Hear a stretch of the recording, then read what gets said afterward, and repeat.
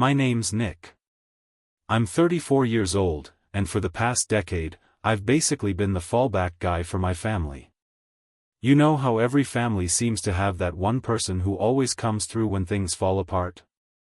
The one who covers the bills when someone's short, loans out money that never finds its way back, picks up the check without a fuss, and makes sure no one ends up spending the night in their car? Yeah, I'm that guy. I never really minded. For the longest time, I figured that's just how families are supposed to work. You rise to the occasion. You look out for each other. Growing up without a lot, I made a promise to myself: once I got on my feet, I'd make sure no one in my family ever had to feel that kind of struggle again. But lately, I've been facing a tough truth: there's a major difference between being generous and being taken for granted. And my birthday this year? That was the wake-up call that brought it into sharp, painful focus. I wasn't asking for much, just a simple, meaningful get-together. Nothing flashy. I just wanted the people I loved, some good food, and a night to reconnect and laugh a little. Life moves fast, and I thought this could be a nice pause. So I booked a private room at a local restaurant, not over the top, but nice enough to make the evening feel special. I even paid up front, $400, non-refundable. And I chose a spot close to where everyone lived, just to avoid the whole "it's too far" excuse. I sent out a calendar invite, followed up with texts and emails to make sure it landed. I reached out to every family member: Mom, Dad, my sister Liza and her husband Tom, my younger brother Jordan, and even my cousin Ray and her boyfriend, you know, the ones who show up to everything but never invite you to anything in return. I sent reminders a week before, and again 2 days ahead. I was actually looking forward to it. I put on the blazer Mom gave me for Christmas, got there early, made sure the restaurant had the cake ready, and then I waited. And waited. At first, I didn't think much of it. My family's always late. Maybe traffic was bad. Maybe somebody's toddler had a diaper blowout right before they walked out the door. I ordered a drink, checked my phone, and pictured them all walking in together, laughing and apologizing for running behind. But as the minutes stretched on, no one came. I sent a message in our group chat. "Hey, everything alright? I'm here when y'all are ready." Nothing. Not even a read receipt. That's when something started to twist in my chest. Not quite anger, more like a creeping embarrassment. The table was still perfectly set. Candles flickered. Silverware untouched. The whole setup just sitting there, waiting for people who clearly weren't coming. The waiter came over and gave me that gentle, awkward smile, the one that says, "I'm sorry this is happening to you," and asked if I wanted to order. I told him I'd wait a bit longer. Then my phone buzzed. Instagram notification. I opened it, and my stomach dropped. It was a new post from Liza. A group picture, big smiles, all of them at some steakhouse. Not just her and Tom, everyone was there. Mom. Dad. Jordan. Ray. Even Ray's boyfriend, grinning like it was the best night of his life. The caption read, "Family night, yellow heart, grateful for the real ones. #blessed. It felt like someone knocked the wind out of me. I just stared at it, not moving. Scrolled through the comments. My aunt had replied, "Looks like so much fun. Missing Nick?" And Liza had the nerve to respond, "He had his own plans tonight, I think."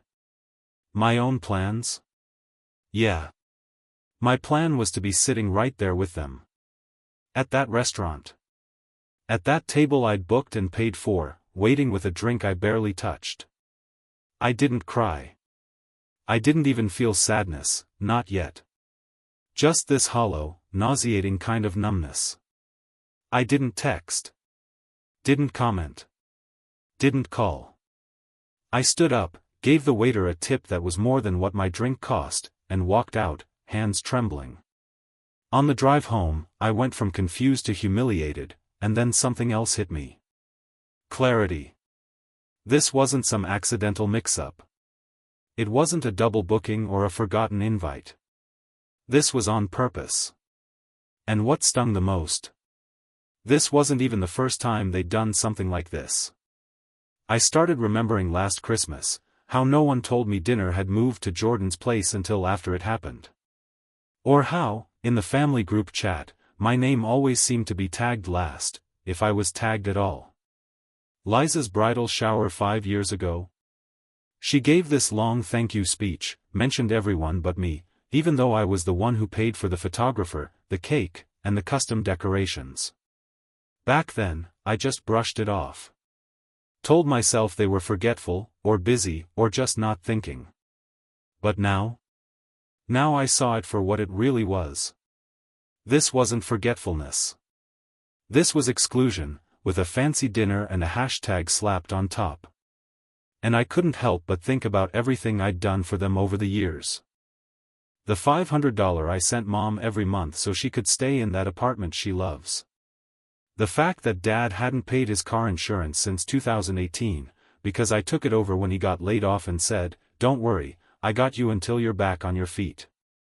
Spoiler, he never got back on his feet. Liza and Tom's wedding photographer?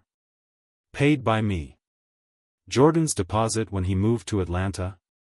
That was me too. Ray's emergency root canal? Yep, me again. And through all of it, I never made a fuss. I didn't keep tabs. I figured they'd show me the same care when it counted. Like, say, on my birthday. When I got home, I just sat there in the dark. I didn't cry. I didn't even feel like I could. I kept refreshing that Instagram post, watching the likes pile up like little reminders that I didn't matter to the people I prioritized most. Sure, I could have fired off a sarcastic text. Could have called someone out. Demanded an explanation. But I didn't. Instead, I opened my banking app. Cancelled Mom's rent transfer. She'd be getting a notice soon. Turned off the autopay for Dad's car insurance. That's done too. If Dad didn't jump on it quickly, his insurance policy would lapse. I kept going, line by line, every auto payment I'd set up over the years, every quiet favor I'd gotten used to doing without thinking twice. One by one, I shut them all down. And then, just to make a point, not out of spite, but out of clarity, I posted something on Instagram. Nothing over the top. No angry rant. Just a picture of the untouched birthday cake I never got to share, with a simple caption. Reminder, I'm the one who covers Mom's rent and Dad's car insurance. No tags. No names. No hashtags. But I know they saw it. The next morning, my phone lit up like a Christmas tree. Missed calls from Mom. A few texts from Dad, asking if everything was okay. Even Jordan sent a message. "Dude, Liza says you're being dramatic. We didn't think it'd be a big deal." And of course, Liza had to chime in herself. Wow. If you had an issue, you could have just said something. No need to put family stuff out there like that. Right. I was the one airing the dirty laundry. Not the people who ditched me on my birthday for a family night I wasn't even invited to. But I didn't respond. Not to any of them. I let the text sit there, unanswered. Let the calls go to voicemail.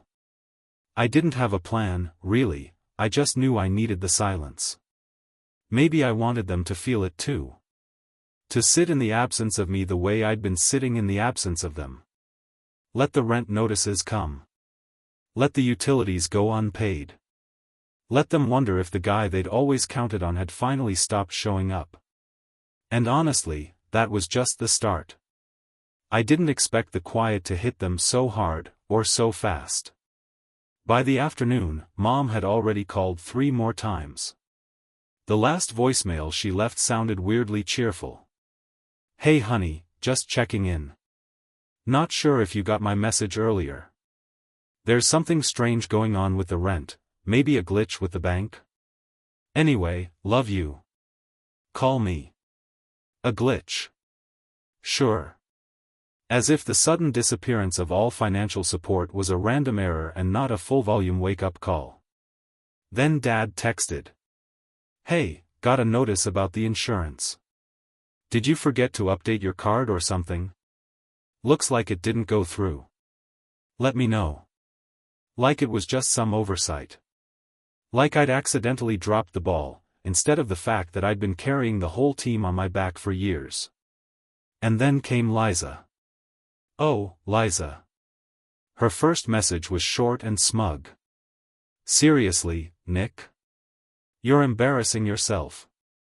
We didn't leave you out, we just wanted a chill dinner. Don't take it so personally.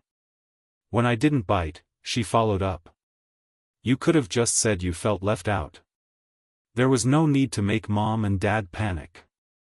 I stared at that one for a while. It wasn't even the gaslighting that got me, it was how fast she went from brushing me off to blaming me for the mess they made. Like the real problem wasn't what they'd done, but that I dared to react to it. But this wasn't about hurt feelings. This was about a choice. A deliberate one.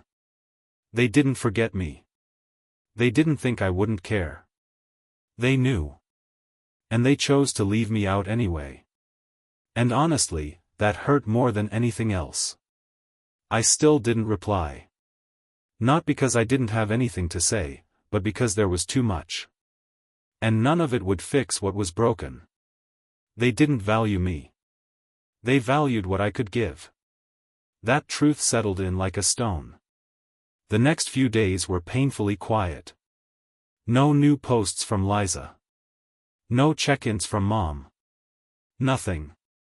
Until Jordan showed up. Literally. He showed up at my front door like this was just any other day.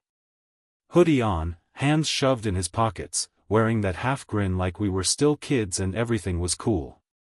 Hey, man, he said casually, like he wasn't part of the group that ghosted me on my birthday. I leaned against the doorframe. Didn't know you were in town. Yeah, I drove up, he said. Figured we should talk. In person. I stepped aside and let him in. He strolled in like he still lived there, plopped down on my couch like nothing had changed. Like I hadn't sat alone in a restaurant wondering where my family was. He patted the seat next to him. You mad? That hit me. Not because it was rude, but because of how small it made everything sound. I didn't sit. Mad? I repeated. No, Jordan. I was humiliated. There's a difference. He raised his hands like he was trying to keep things calm. Alright, fair. But come on, do you really think this was some big conspiracy? We were just doing something chill. No one meant to hurt you. I walked into the kitchen, grabbed a glass of water, just to have something in my hands. Something to focus on. I stared out the window for a few seconds, then turned back to face him. I wasn't invited, Jordan. He frowned. That's not true. Then why didn't anyone say a word when I sent the invites? Why did no one respond when I texted from the restaurant? And why did Liza say I had other plans, like I wasn't sitting there alone, waiting for all of you? He looked down, rubbed his jaw, quiet now. We didn't think it'd matter, man. You always seem, I don't know, self-sufficient. I let out a sharp, bitter laugh. You mean because I pay for everything? Because I never ask for anything in return? He didn't argue. Just stayed quiet. Yeah, I said, nodding. That's what I thought. He shifted in his seat, suddenly uncomfortable. Look, Mom and Dad are stressing. They said the rent didn't go through and Dad's freaking out about his car. Could you maybe just give them a heads up next time before pulling something like this? I walked over slowly and set my glass down on the coffee table. I have been giving them heads ups, Jordan. Every single month. In the form of quiet support, without making a fuss. I've been showing up for years, without applause, without complaint. Don't come to me now asking for a louder warning just because you finally noticed the silence. He stood up then, frustrated. So what now? Jordan asked, frustration bubbling up. You're just gonna cut everybody off. You think you're teaching us a lesson, but all you're really doing is making things harder for everyone. I kept my voice calm. No. You made things harder when you decided I wasn't family enough to be at the table. He looked at me for a long beat, searching for something to say that wouldn't sound defensive or dumb. He didn't find it. I should go, he muttered. I gave a single nod and opened the door for him. He paused on the threshold, turned back one last time. This feels petty, Nick. Then maybe, I said, steady, you've forgotten what being left out feels like. I closed the door behind him and locked it. For a few minutes, I just stood there, hand resting on the doorknob, heart pounding, not from the argument, but from the weight of finally saying what I'd kept buried for years. I'd spent so long swallowing my pride, trying to be the bigger person, convincing myself I didn't need appreciation or even a simple thank you. But the truth is, I did. I needed to matter. Not because of the bills I paid, or the favors I covered, but for me. Just me. And for the first time in my adult life, I wasn't going to apologize for expecting that. The fallout hadn't even really started yet. Mom was still acting like she had no clue what was going on. Dad was probably blaming a card error or some other excuse he'd convinced himself was true. Liza? She'd flipped from smug to sulking the minute her next spa day got delayed because Dad couldn't Venmo her back on time. I could already feel the storm building, but for once, I wasn't scared of it. The mask didn't fall off right away. It took a few days. A few days of silence. Of not stepping in to fix things. Of letting the bills stack up, letting the stress rise, letting them sit with the messes they were used to me quietly cleaning up behind the scenes. Then one morning, I woke up to a voicemail from Mom. This one didn't sound cheerful or clueless.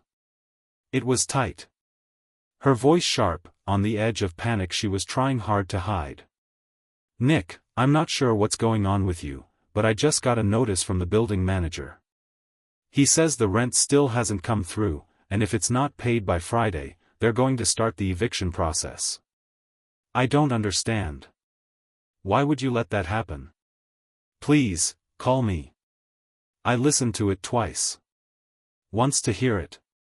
Once to feel it. No apology. No, we missed you. Not even a hint of acknowledgement about the birthday. Just confusion, like the ATM she'd been using suddenly stopped working. Then came Dad's message. His tone was more passive-aggressive than panicked. Hey kiddo, I got this letter from the insurance company, says the car's not covered anymore. Did you change your bank or something? Would have been nice to get a heads up. Anyway, I'm heading to the shop today, so let me know when it's fixed. When it's fixed. Like it was just a tech glitch or some billing hiccup, not a conscious decision I made because I'd finally had enough. Like I was just putting on a show to get their attention, and once I felt heard, I'd jump right back in. I didn't respond. Instead, I opened the Notes app on my phone and started typing. A list.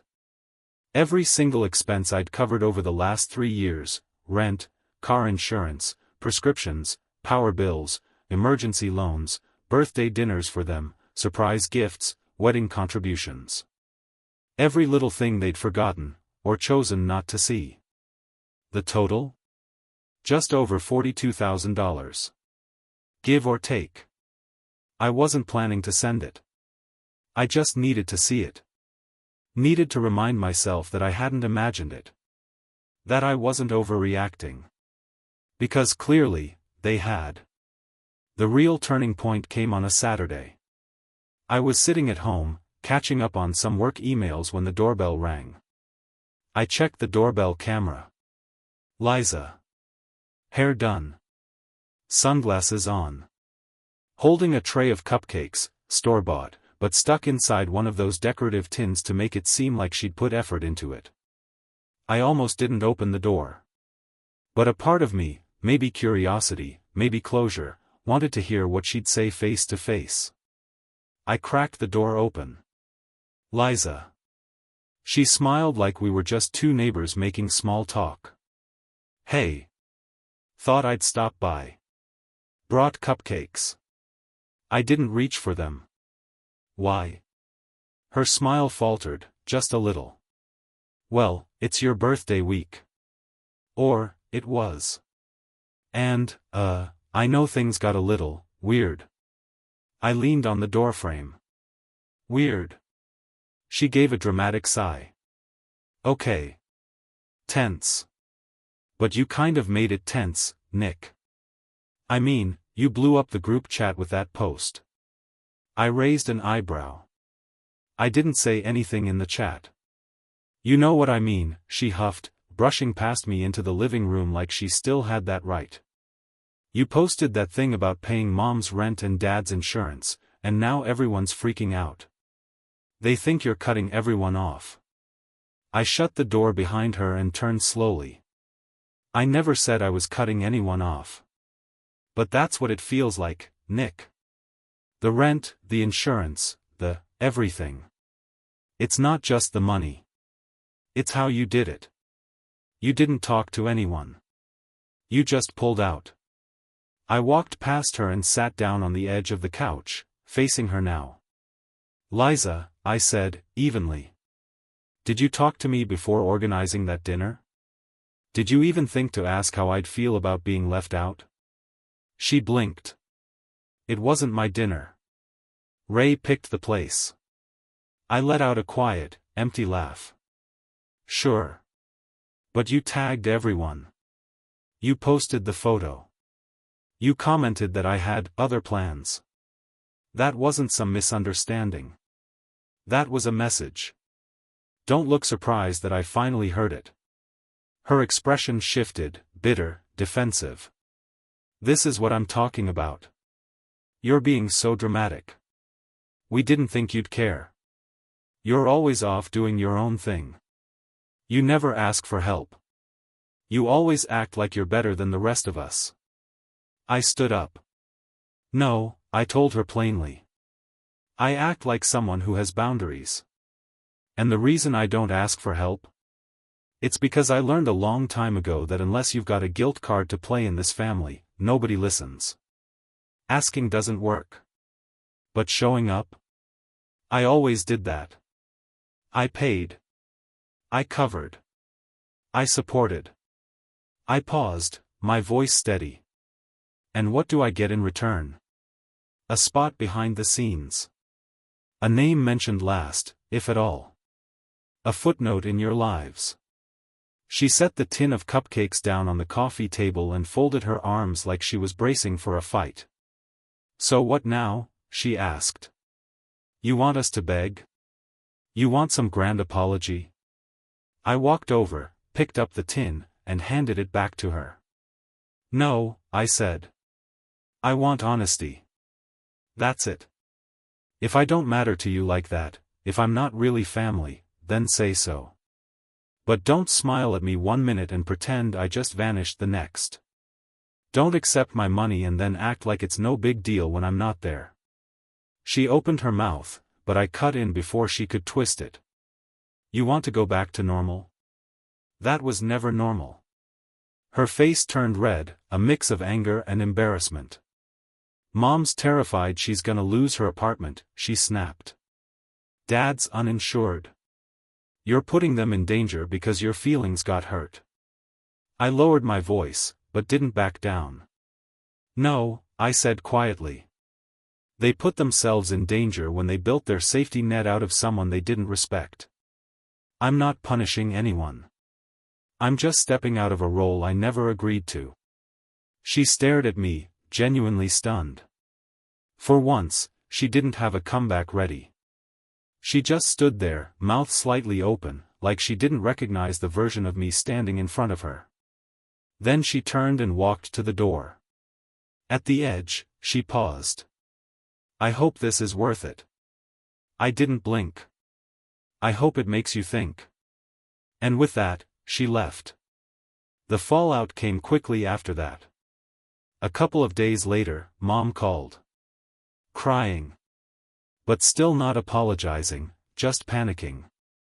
I don't know what we're supposed to do, she sobbed into the voicemail. They said we have until Friday or they're starting the eviction process. Why are you doing this, Nick? I almost called her back. Almost. But instead, I opened my notes app and started writing. I wanted to send a message, not in the heat of the moment, but after the dust settled. After it became clear this wasn't a tantrum or a power play. Just truth. So I waited. Days passed. Missed calls. Unanswered texts. A family group chat so eerily quiet it felt like someone had died. No one had. They just lost their free ride, and they were finally starting to notice. One day, Mom texted me 5 times in a row. Once begging. Once guilting. And 3 more times reminding me that she wasn't getting any younger and needed stability at her age. No mention of my birthday. No mention of the dinner. Just the same cycle of expectation, only now with a pinch of desperation. Then came Dad's voicemail. And this one actually made me sit down. Nick, he started, I don't know what happened. I know we've made mistakes, your mother, your sister, me too. But this insurance thing is serious. If something happens and I'm not covered, please, son, don't make us pay for something Liza did. That hit different. Not because it guilted me. But because, for the first time, he admitted something. That what happened wasn't on me. That someone else had done wrong. That I wasn't imagining it. That was new. Still, it didn't erase the years. He'd watched it happen, over and over again. And silence? Silence is its own kind of approval. So I sat down. Opened up my notes. And wrote the message I'd been carrying inside me since that night in the restaurant. It wasn't emotional. It wasn't harsh. Just honest. Hi everyone. I wanted to clear a few things up, since there seems to be some confusion. I didn't cut anyone off. I just stopped doing things I was never thanked for in the first place. The rent. The insurance. The bills. I did all of it because I wanted to help. But over time, I realized my support wasn't appreciated, it was expected. I spent my birthday alone in a restaurant I paid for. No one showed up. No one texted. You all had a separate dinner and posted about it like I didn't exist. That wasn't a mistake. That was a message. And I heard it loud and clear. So here's where we are. I'm not paying for people who don't treat me like family. If that changes, we can talk. Until then, I'm prioritizing the people who actually show up, for me, not just my wallet. Nick. And then, I sent it. No fluff. No dramatics. No loopholes for misinterpretation. One by one, I watched the scene icons appear in the group chat. Liza first, obviously. Then Ray. Then Mom. Then Dad. And not long after that, the replies started rolling in. Liza fired back almost immediately. Wow. I can't believe you'd air all this in front of everyone. Way to make us all feel like garbage. I left it on read. Then Mom. I understand that you're hurt. But don't punish the whole family over one night. We love you. We've always loved you. That one stung, I won't lie. Because it wasn't false. But love without respect? Without kindness or consideration? That's not love. That's possession. Then came Ray. I didn't even know it was your birthday dinner. Liza just said you had your own plans. Don't drag me into this. Classic Ray. First to disappear, first to deny. Dad didn't say anything in the chat. But a few hours later, he sent me a private message. Nick.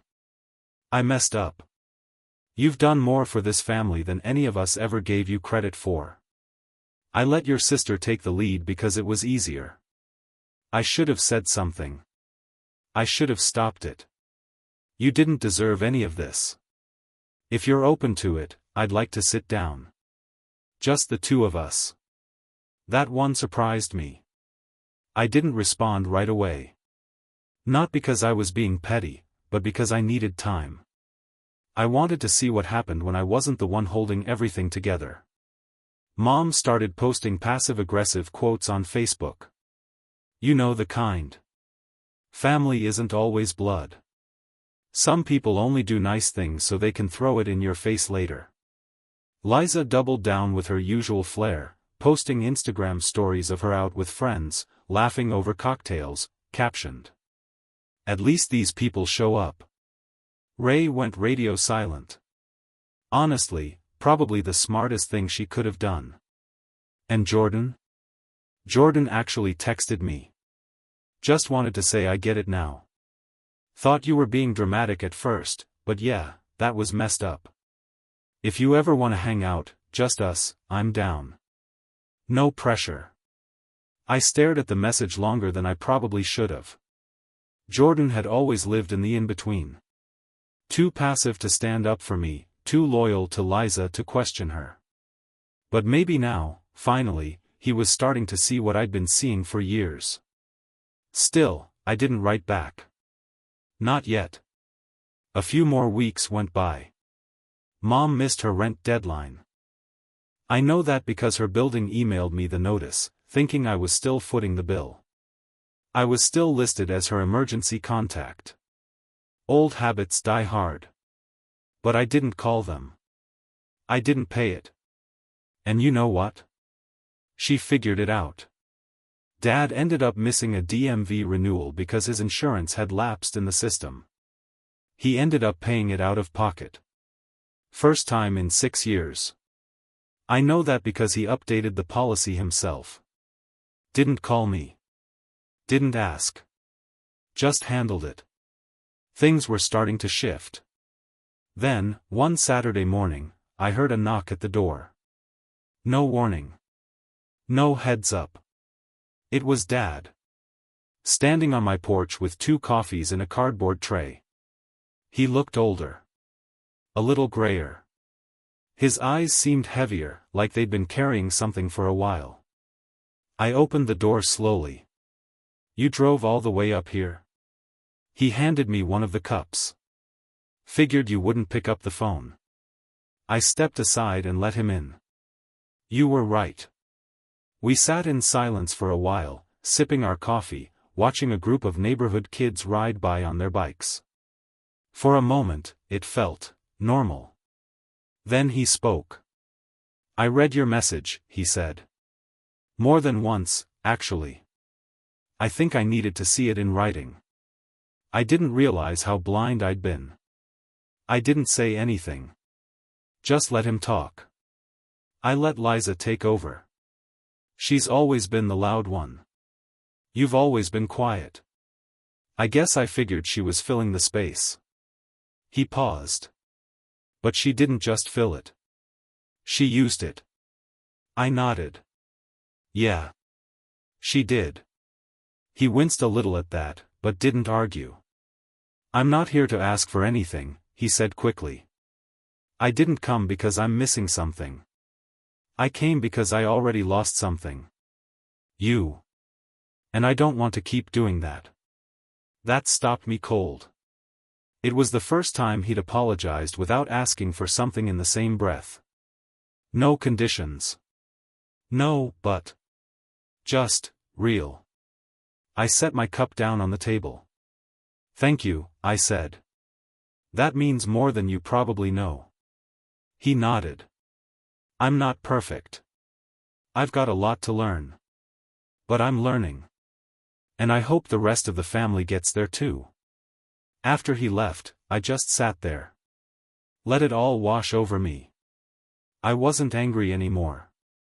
Not really. I was just tired. Tired of being the one who kept the engine running while everyone else enjoyed the ride in the passenger seat. But now?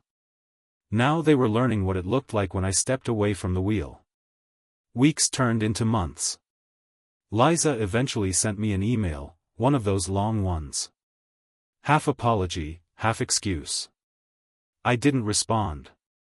Not because I hated her. But because I didn't trust her. Not yet. Mom started calling again. Slowly. Each call softer than the last. A little more like the mom I remembered from childhood. I finally answered one. We talked. Not about money. Not about rent. Just talked. About nothing. About everything. And for the first time in years, it felt like an actual conversation. She didn't ask for help. I didn't offer. That silence between us? It had finally shifted. It felt lighter. Jordan started coming around more too. He even invited me over to his new apartment, place he paid for on his own. We sat on his mismatched couch, drank cheap beer, and watched a game like nothing had happened. Like brothers. Like that was enough. I didn't go back to paying their bills. But I did start building something else. Boundaries. And surprisingly, they started respecting them. It wasn't always smooth. Some days felt awkward. Other days felt like healing.